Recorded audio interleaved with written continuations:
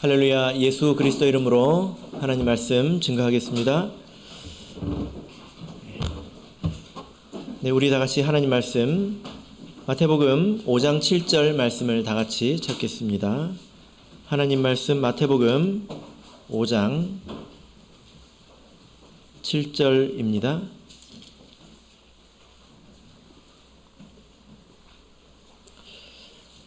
하나님 말씀 마태복음 5장 7절. 네, 우리 같이 읽겠습니다. 시작. 긍휼히 여기는 자는 복이 있나니 저희가 긍휼히 여김을 받을 것이며. 아멘. 네, 오늘 이 시간은 긍휼히 여기는 자가 복이 있다라는 제목으로 하나님 말씀을 증거하겠습니다. 우리 예수님께서 말세에 있을 일에 대해서 예언을 하신 적이 있는데요. 그 말씀을 보면 정말로 그렇습니다. 예수님께서 마태복음 24장을 보면 불법이 성함으로 많은 사람들의 사랑이 식어지리라 이렇게 말씀을 하셨습니다. 이제 마지막 때가 되어 갈수록 사랑이 식어진다 이렇게 말씀을 하셨습니다. 이 말씀이 얼마나 맞습니까? 그죠? 참으로 맞지 않습니까? 지금 세상 사람들을 보면 자기 이익을 챙기는 데는 너무 머리가 좋아가지고 불법과 편법과 또 온갖 기막힌 그런 창의적인 방법들을 다 동원해서 얼마나 자기를 챙기는지 가만히 있으면 나만 바보 되는 세상이 되었습니다. 그죠? 그래가지고 사람마다 서로 마음이 급해져가지고 충분히 있음에도 불구하고 남을 돌아볼 생각을 전혀 하지 못하고 자기를 채우는 데만 급급한 그런 세상이 되었습니다. 정말로 그렇지 않습니까? 예수님의 말씀이 참으로 맞습니다. 세상이 점점 사랑이 식어지고 있습니다. 그러나 교회는 어떤 곳이 되어야 될까요? 우리 교회는 어떤 곳입니까? 우리 베드로전서 1장 22절을 보겠습니다. 베드로전서 1장 22절입니다. 베드로전서 1장 22절 말씀을 같이 읽겠습니다. 읽겠습니다. 시작. 너희가 진리를 순종함으로 너희 영혼을 깨끗하게 하여 거짓이 없이 형제를 사랑하기에 이르렀으니 마음으로 뜨겁게 피차 사랑하라. 자, 여러분 이 말씀을 한번 보십시오. 우리가 세례를 받아서 천국 백성이 되었다고 하는 것은 도대체 무엇이냐? 거짓 없이 형제를 사랑하기에 이르렀다라는 것입니다. 여러분 우리가 세상에서 사랑을 베풀 때는 이상한 마음도 들고 여러 가지 생각이 들잖아요. 내가 이용당하는 거 아니야?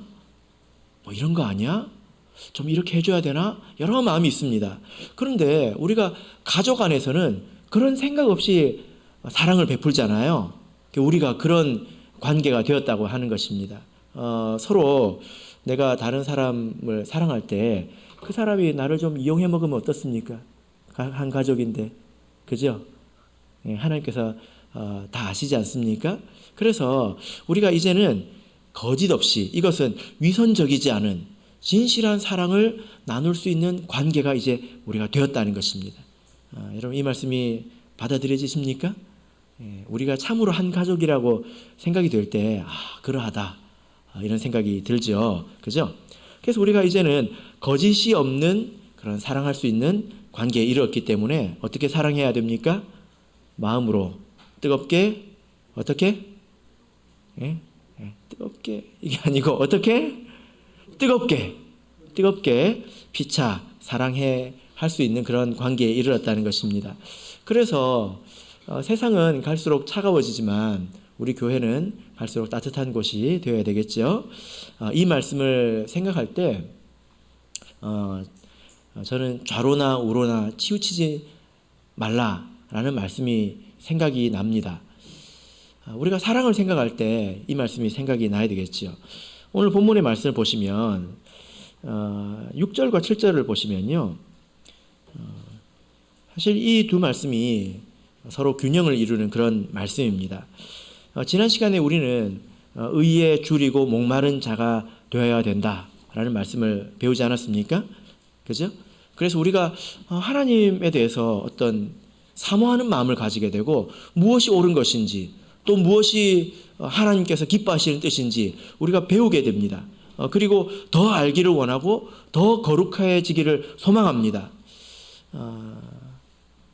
여러분에게 이런 마음이 있어야 되겠죠. 당연히 있어야 합니다. 그리고 나뿐만이 아니라 내 가정과 그리고 내가 속한 교회도 그렇게 되기를 바라는 마음이 간절해집니다. 만약에 우리 성도님들께서 신앙생활을 잘하고 계신다면 하나님의 뜻을 더 알고 싶고 더 거룩해지고 싶고 그런 열망이 있을 거예요. 그래서 귀가 열리고 채워지게 될 것입니다. 그런데요, 만약에 그렇다면 우리 속에 어떤 한 가지 일이 생깁니다. 어떤 일이 생길까요? 요동치는 일이 생기게 됩니다.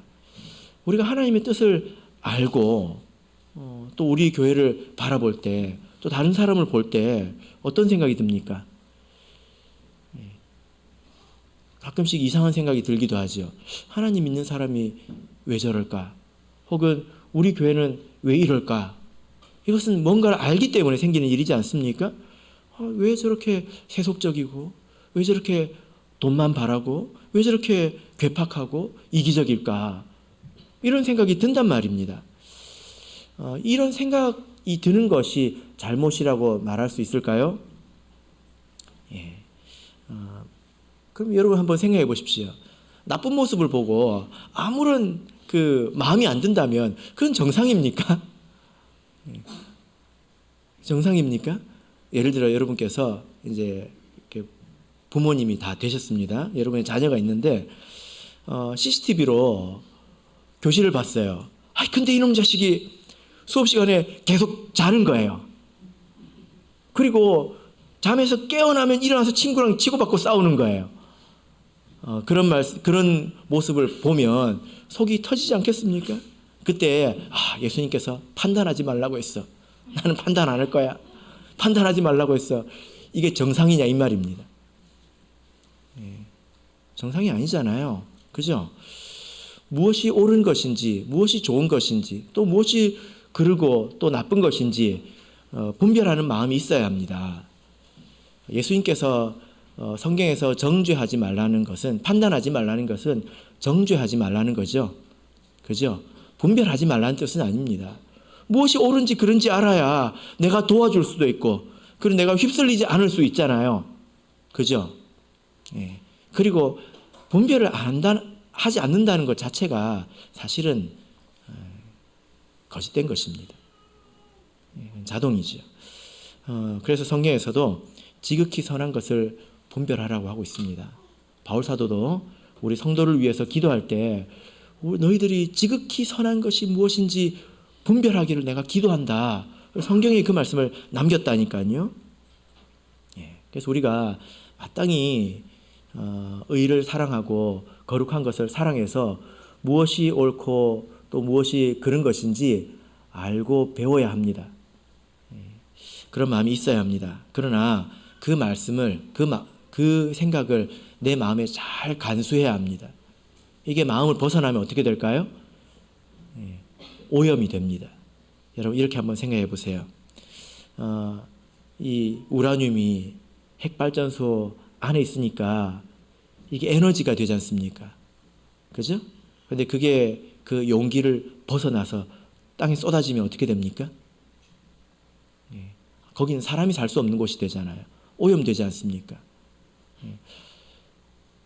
옳고 그른 것을 분별하는 것은 좋은 것인데 그것을 내 마음에 잘 감싸고 있어야 합니다. 그래야 그것이 나를 오염시키지 않습니다. 이것이 내 마음에 넘쳐가지고 미움이나 증오가 되어서 다른 사람을 정죄하는 데까지 이르러서는 안 된다는 거예요. 오늘 말씀으로 보자면 이 판단하는 마음, 분별하는 마음을 잘 감싸야 되는 것은 바로 긍휼의 마음입니다. 그런 마음이 우리에게 있어야 된다라는 것입니다. 우리가 먼저 이 오늘 예수님의 말씀을 따라서 긍휼이 무엇인가 먼저 좀 생각을 해보도록 하겠습니다. 긍휼이라는 단어는 우리 학생들에게 좀 어려운 단어일 것 같습니다. 교회에서만 쓰는 단어죠. 긍휼. 그래서 긍휼이라는 뜻이 뭐냐면 불쌍하게 여긴다, 그런 뜻입니다. 다른 사람을 불쌍하게 여겨주는 것, 이게 긍휼입니다. 원래 이 긍휼이라고 하는 것은 하나님의 성품이에요. 이게 누구에게서 비롯된 것입니까? 하나님에게서 비롯된 것입니다. 하나님이 원래 불쌍하게 여기시는 분이거든요. 성경을 보면 이런 이야기가 나오죠.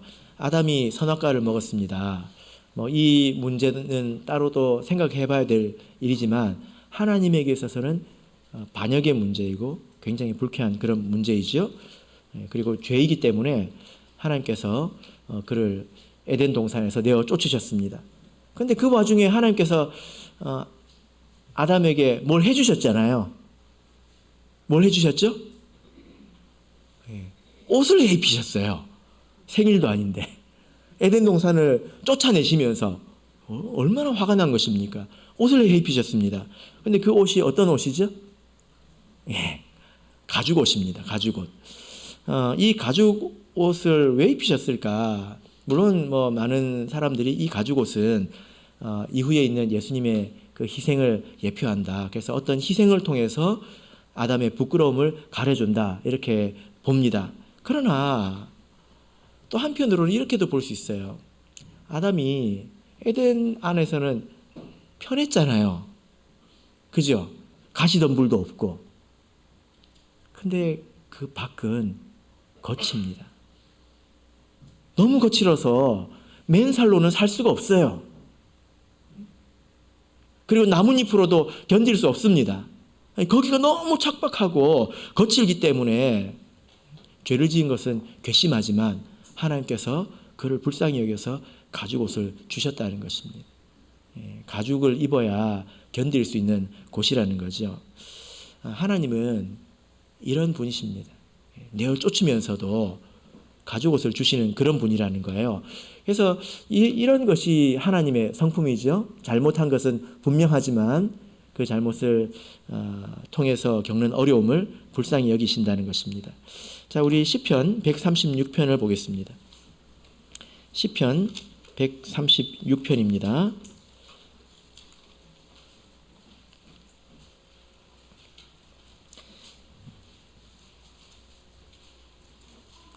자, 우리 1절부터 3절까지만 읽어보겠습니다.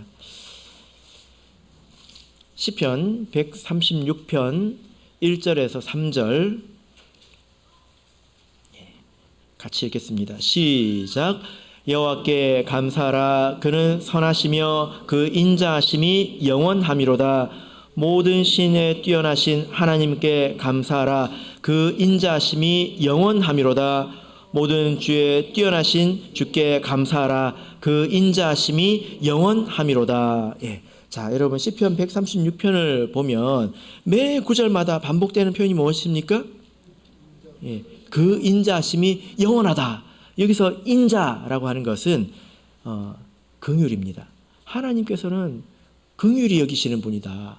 그 마음이 여기서는 인자하다, 인자라고 되어 있는데 이게 영원하다는 거예요.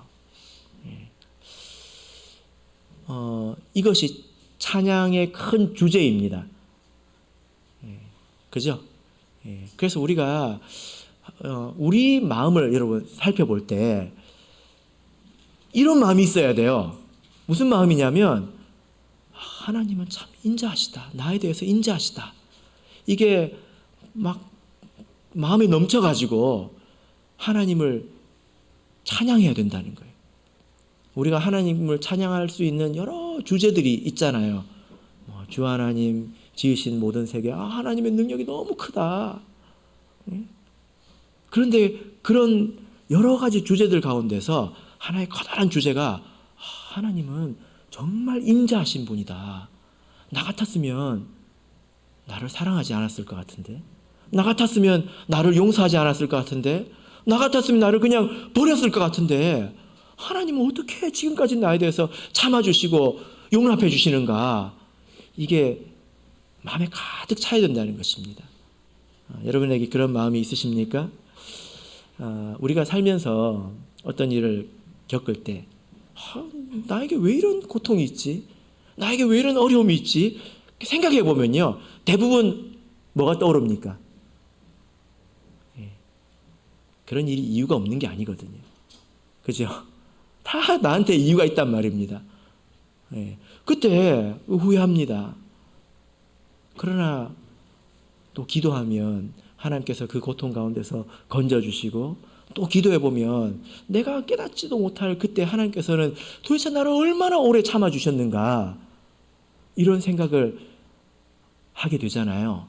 그죠? 그래서 하나님은 참 인자하신 분이다, 이게 우리 찬양의 커다란 주제가 되는 것입니다. 그래서 긍휼이라고 하는 것은 애초에 하나님에게서 출발한 거예요. 여러분 같으면 여러분 같은 자식 잘 키우시겠습니까?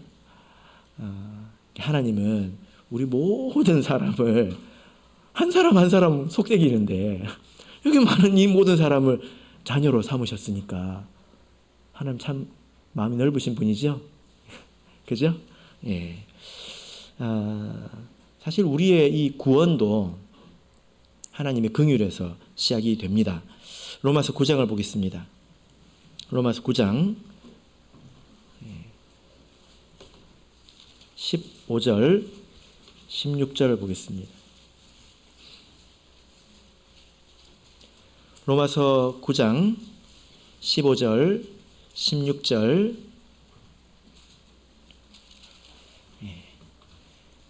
자, 읽겠습니다. 시작.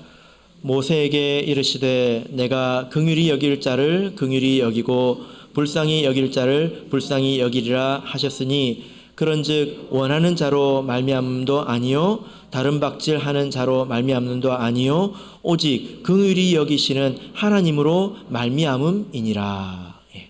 여러분, 세상을 보면 참 이상한 게 보이는데요, 어떤 게 보이냐면 세상에는 진리를 찾아서 헤매는 사람들이 굉장히 많습니다.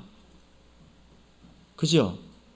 근데 참 이상한 것은 뭐냐면 그런 사람들이 노력을 하면 할수록, 노력을 더하면 더할수록 이상한 종교와 이상한 사상에 빠져가지고 도리어 더 망해가더라는 거예요. 안 그렇습니까?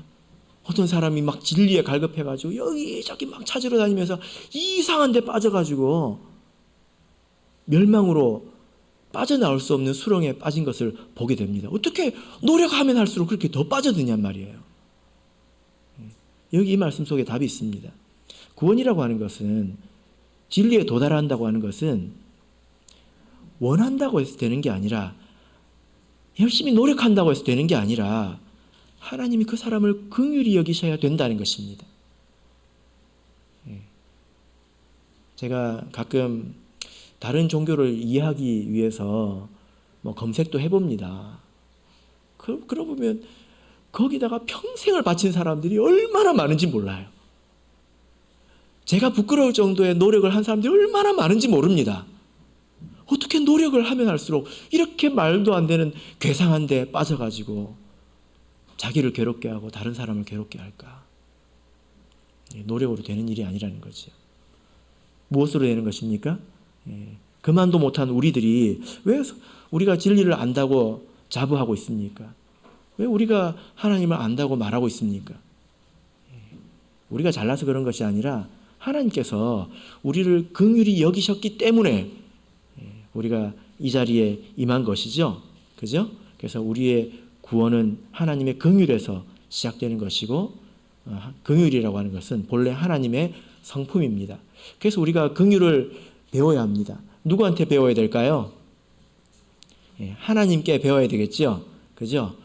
여러분, 긍휼 그러면 어떤 게 생각이 나십니까? 무엇이 긍휼입니까? 어떻게 하는 것입니까? 하나님께서 나에게 어떻게 하셨는가를 생각해 보면 우리가 답을 알 수 있습니다. 하나님께서 우리 사람들에게 베푸시는 긍휼은 우리의 죄를 용서해 주는 것입니다. 사람이 죄를 지으면요, 그것은 다 하나님을 대적하는 거예요. 왜 그럴까요? 여러분 한번 생각해 보세요.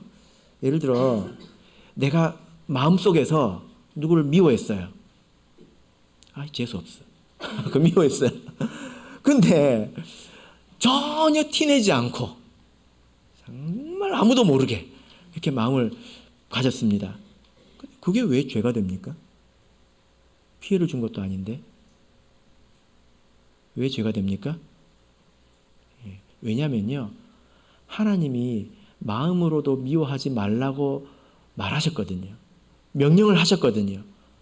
하나님의 백성은 마음에서도 미워하면 안 돼 라고 말씀하셨기 때문에 내가 마음으로 미워하는 것은 하나님께 불순종하는 것이고 대적하는 것입니다. 그래서 모든 죄는 하나님을 대적하는 거예요. 그래서 사람이 많은 죄를 짓고 살아왔는데도 불구하고 하나님을 그렇게 대적했는데도 하나님은 용납해 주시고 오래오래 참아 주시고 또 기다려 주시지 않았습니까? 우리가 그런 것을 배워야 합니다.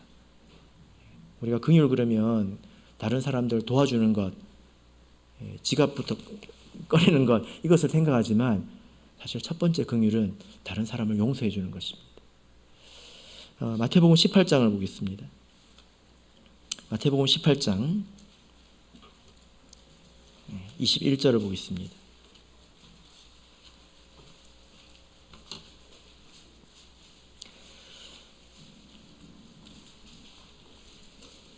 마태복음 18장 21절, 자, 우리 같이 읽겠습니다. 시작. 그때에 베드로가 나와 가로되 주여, 형제가 내게 죄를 범하면 몇 번이나 용서하여 주리까? 7번까지 하오리까? 여러분은 다른 사람이 여러분에게 잘못을 하면 몇 번까지 용서할 수 있습니까? 한 번도 안 되는 분 안 계시죠? 큰일 납니다. 베드로가 몇 번을 말했습니까? 7번 말했습니다. 당시에 유대인들은 다른 사람이 잘못하고 와서 용서를 구하면 3번은 용서해 줘야 된다, 이렇게 가르쳤거든요. 베드로가 지금 마음이 상당히 넉넉해졌죠? 기분이 좋은 것 같아요. 7번까지 하오니까? 이렇게 말하는 거 보니까. 그랬더니 예수님께서 뭐라고 대답하셨습니까? 70번씩 7번이라도 할지니라. 70번씩 7번이면 70 곱하기 7이니까 몇 번입니까? 490번. 맞죠? 490번이잖아요. 7, 7, 49니까. 그러면 횟수를 세다가 491번째는 요절을 내야죠. 490번까지라고 했으니까 딱 셌다가 그냥 490배로 그냥 한 번에 딱, 그 말입니까? 무슨 말이죠? 끝까지 용서하라는 것입니다. 끝까지 용서하라는 거죠. 그래서 예수님께서 23절을 보면 이러므로 천국은 그 종들과 회개하려던 어떤 임금과 같으니, 이렇게 비유를 말씀하십니다. 아주 유명한 1만 달란트 빚진 자의 비유입니다. 우리는 하나님께 갚을 수 없는 빚을 졌습니다. 우리의 죄가 얼마나 깊은지 아마 하늘에 사무칠 것입니다. 근데 하나님께서 그 많은 죄를 용서해 주셨기 때문에 하나님은 우리에게 용서하라고 하실 수 있어요. 왜냐하면 1만 달란트를 탕감해 주셨기 때문에 너도 용서하라고 하나님은 말할 수 있단 말입니다. 그래서 용서하라고 명령하셨지요. 그죠? 너도 불쌍히 여기라. 내가 너를 불쌍히 여긴 것처럼 너도 불쌍히 여기라 라고 말할 수 있다는 것입니다. 여러분, 그런데요, 이거 참 괜찮지 않습니까? 여러분 마음에 찔리는 게 좀 있을 텐데요. 한번 하나님께서 이렇게 말한다고 생각해 보십시오. 네가 네 형제를 용서해 주면 내가 너 용서해 줄게. 구미가 당기지 않습니까? 예? 네가 이 형제를 용서해주면 내가 너 용서해줄게. 아마 정신이 있는 사람이라면 받아들일 것입니다. 아주 감사하게 받아들일 것입니다. 그죠? 이게 그 말씀이에요. 뒤집어서 말한 것일 뿐이죠. 그래서 우리가 하나님께 용서를 받은 사람이기 때문에 다른 사람의 죄와 허물에 대해서 우리가 마땅히 용서해야 합니다. 우리가 용납하기 힘들 때일수록 이 말씀을 생각해야 합니다. 하나님께서 네가 용서하면 내가 너를 용서해 주겠다. 그 말씀을 귀로 들어야 된다는 말입니다. 하나님은 참 감사하지 않습니까? 왜냐하면 하나님은 우리에 대해서 다 알고 계시잖아요. 그죠? 다 아시잖아요. 다 아시거든요. 근데 말을 안 하시잖아요. 말하면 어떻게 됩니까? 큰일 나죠. 우리에 대해서 다 아시는데 하나님이 하늘에서 아무 말씀도 안 하시잖아요. 하나님의 은혜입니다. 그래서 우리도 입을 닫아야 합니다. 이게 하나님께 배우는 것이죠. 이게 하나님께 배우는 긍휼의 내용입니다. 두 번째로 우리는 육신적으로 고통받는 자들을 우리가 도울 줄 알아야 합니다. 어려움에 처한 사람들을 도울 줄 알아야 합니다. 하나님을 한번 생각해 보십시오. 사람들이 죄로 말미암아서 어그러진 세상에 살면서 세상 사는 사람들을 보면 사실 서로 고통을 주고받는 그런 관계 속에 있습니다. 하나님이 괴롭게 하시는 것이 아니라 사실 세상을 보면 스스로 괴롭게 만들고 있습니다. 서로 고통을 주고 고통을 받고 있습니다.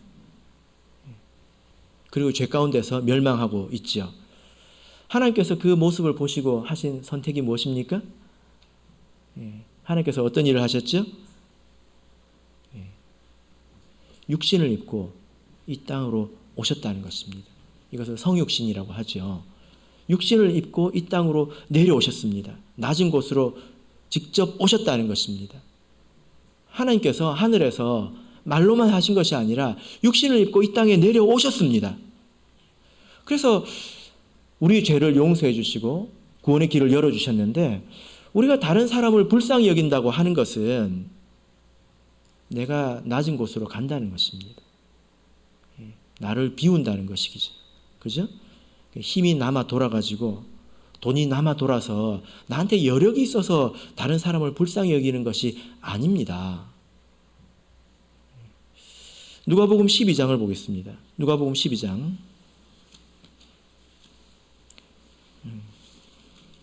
누가복음 12장 33절을 보겠습니다.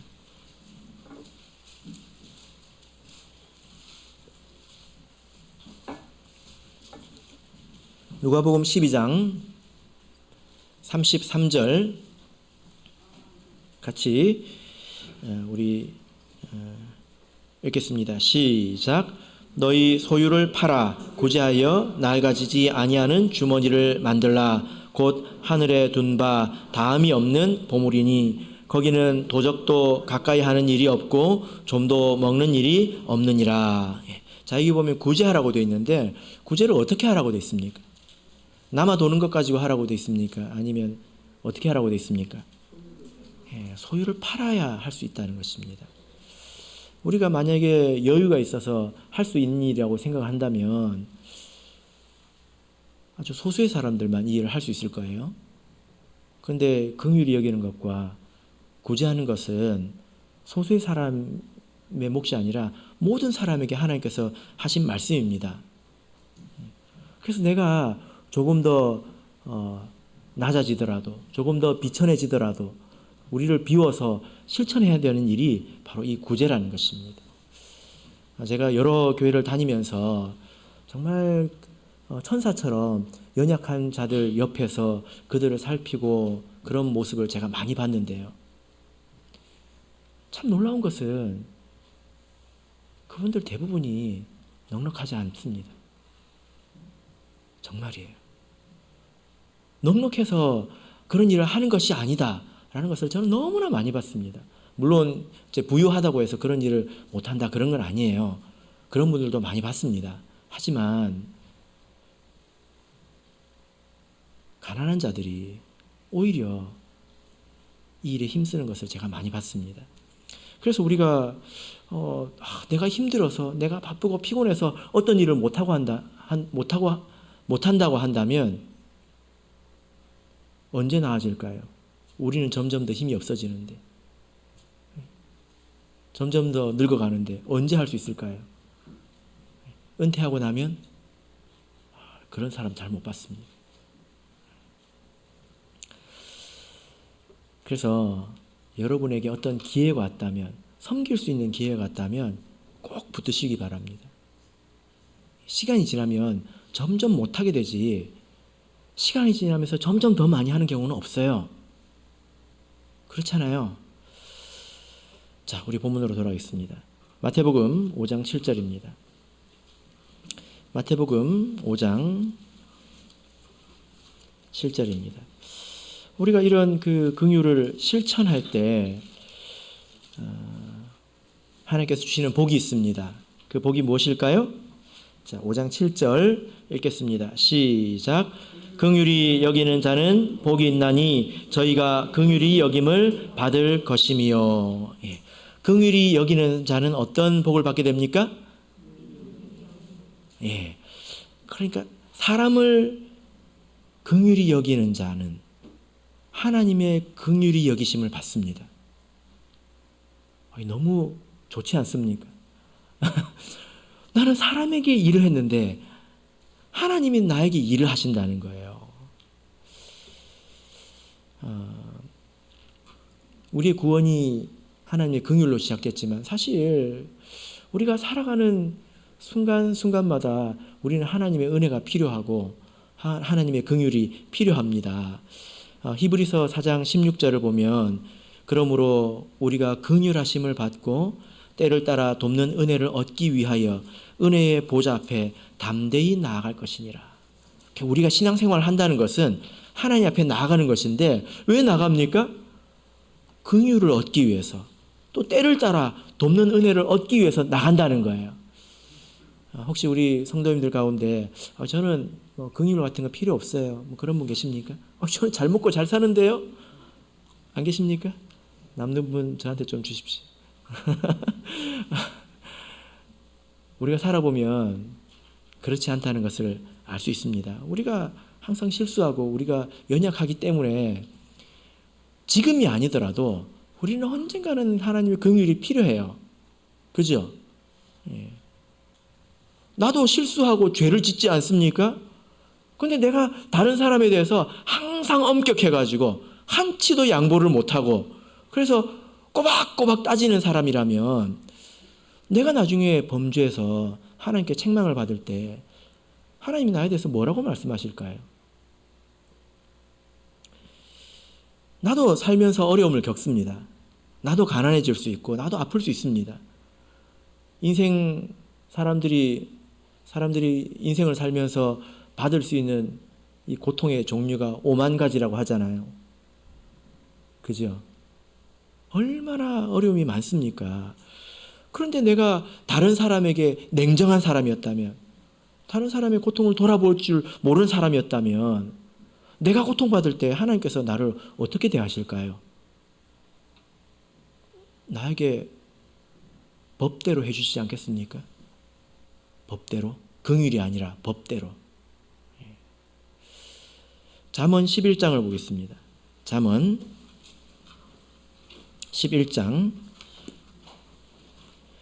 잠언 11장.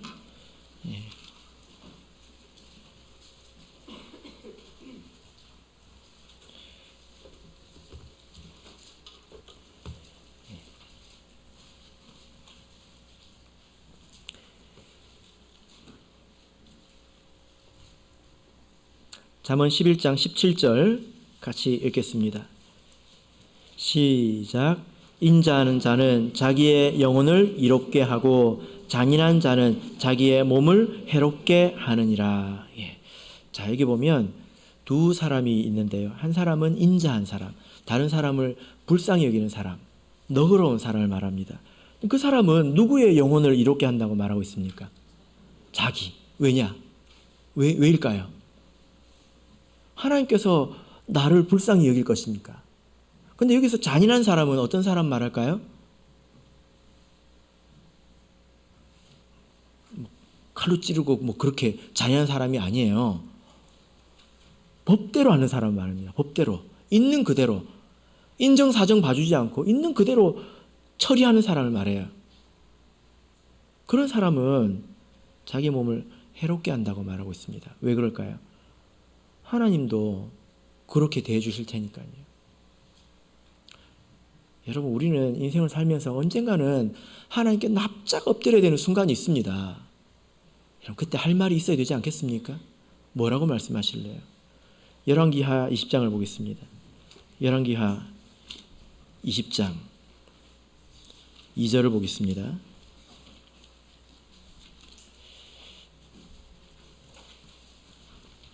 (2절) (3절을) 보겠습니다.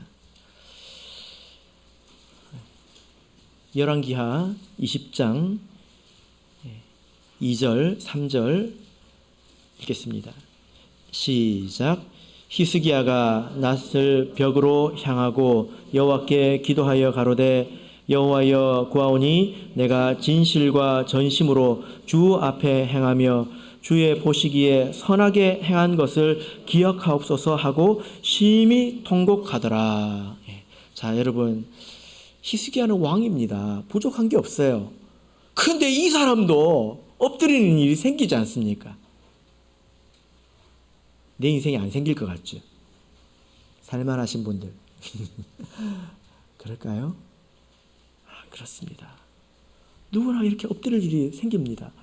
그때 우리가 울며 기도하지 않겠습니까? 그때 뭐라고 말을 해야 될까요? 그때 양심이 나를 고발할 수도 있어요. 야, 너만 알았지 않느냐? 네가 정말 하나님을 사랑하고 이웃을 사랑하고 그렇게 살아왔느냐? 하고 자기가 자기를 고발할 겁니다. 그때 할 말이 있어야 되잖아요. 가장 좋은 말이 무엇입니까? 하나님, 저도 불쌍한 사람 불쌍히 여기고 살았습니다. 아시잖아요. 그래, 저도 좀 도와주세요. 그래서 불쌍히 여기는 것은 자기 영혼을 이롭게 하는 것입니다. 반면에 이런 마음이 없어서 저주받은 사람들이 있습니다. 마태복음 23장을 보겠습니다. 마태복음 23장 23절 보겠습니다.